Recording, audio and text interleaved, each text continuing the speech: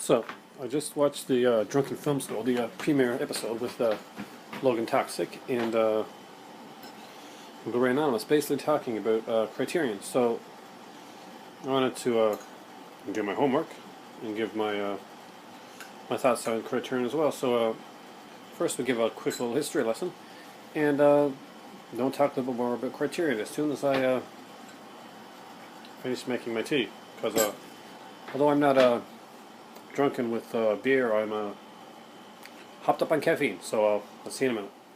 Nowadays, everybody knows when we look at a DVD about aspect ratio, about high def, about having something basically giving it commentaries, whether it be like a normal commentary or a scene specific, special editions.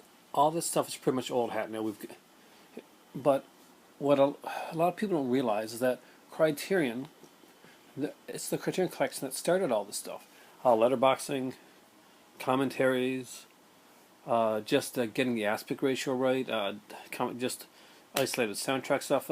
This was the stuff that Criterion forged, and Criterion never actually started on DVD. It started back in the days on was it Laserdiscs? Yeah, those big. I'm not sure if you're old enough to remember them, guys, but those big discs that look like records. Logan and I think Blu-ray and Anonymous have some. I know that I don't, but I'm working on that. But all the a lot of the stuff, Criterion stuff from there is out of print, and they did a lot of different stuff. The first Criterion on Laserdisc was Citizen Kane, something that they no longer have the rights to. And the first Criterion on DVD was probably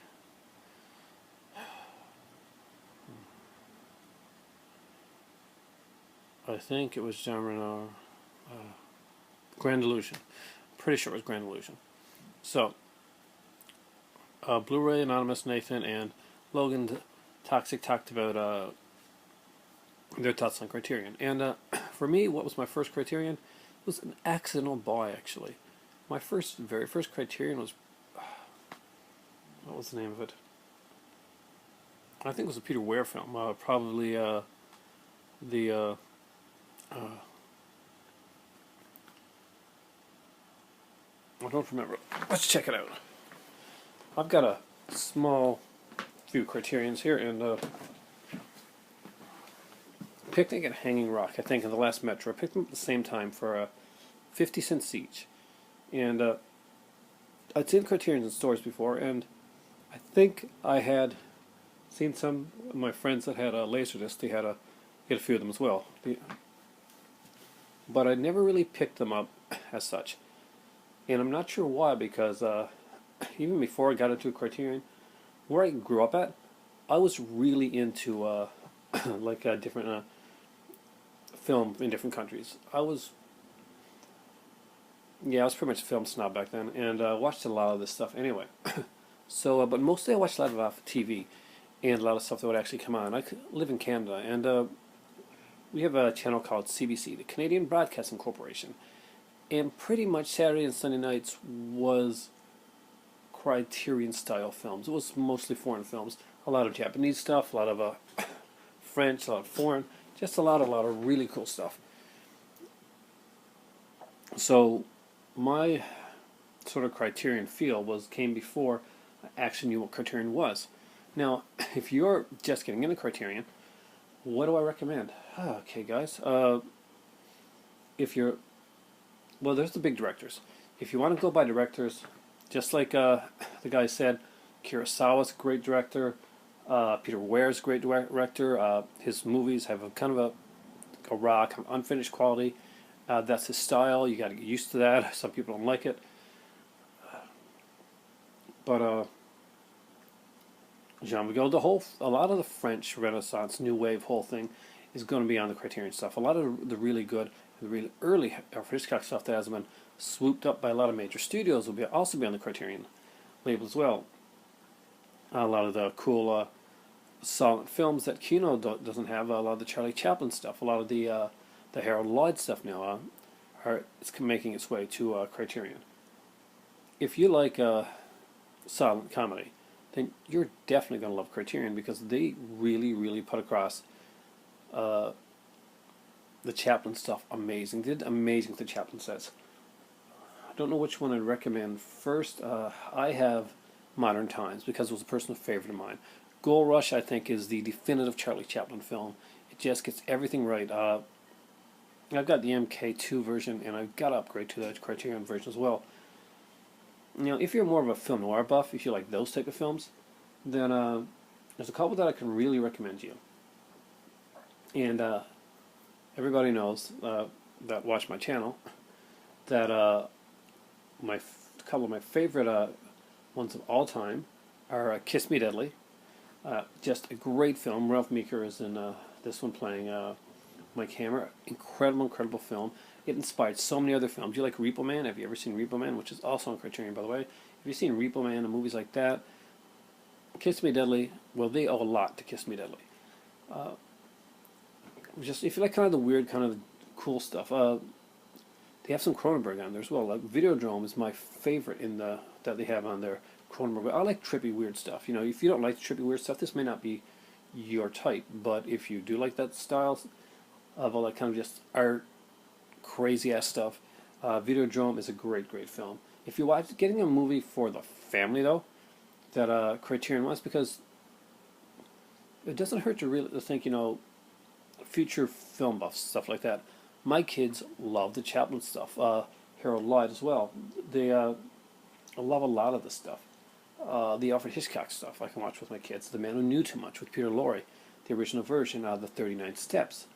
Night of the Hunter, a brilliantly beautiful film, the only film that Charles Laughton ever directed. And if you don't pick up any other Criterion film, pick it up. Just get Night of the Hunter. It is an almost completely perfect film, and I love that. I love that fact. Criterion just does so much right, and they're expensive, but it's about more than the movie. I actually consider, and I've said this before on many videos, a Criterion film is like a film class in a case. You may not be able to go to film school right away. That may be your future, but learn from the masters. Learn the great stuff.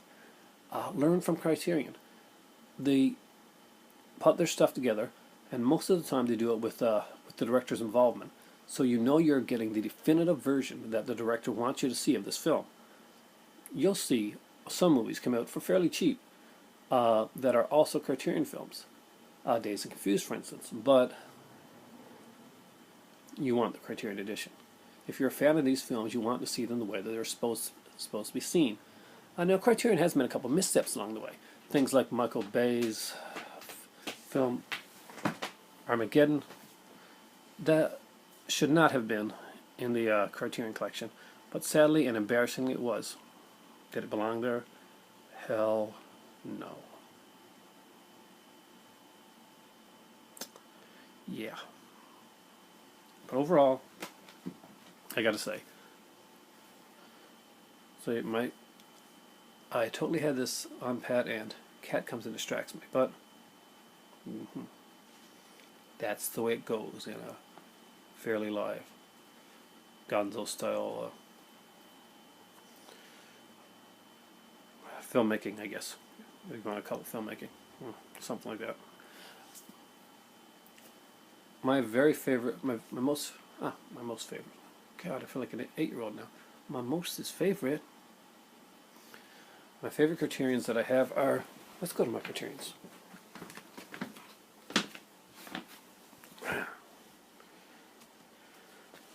Here's a recommendation of 5 of my top Criterions that I think should be in anybody's collection if they're collecting Criterion. I'm going to go with it right away. Kiss Me Deadly. See this? See this very film noirish, very pulpish cover? That's a great film. Next up, Night of the Hunter. I guess that showed front.